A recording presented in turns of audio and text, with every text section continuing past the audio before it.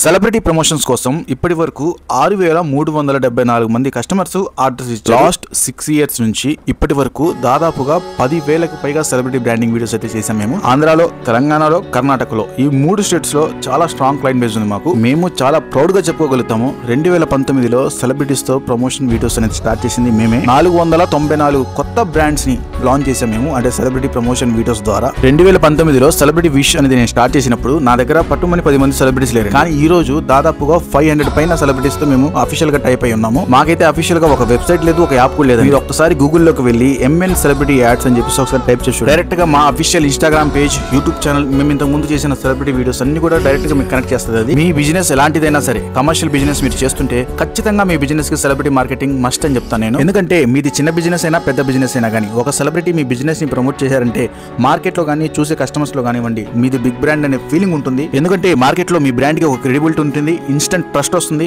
Bonus గా మీ business sales పెరుగుతాయి.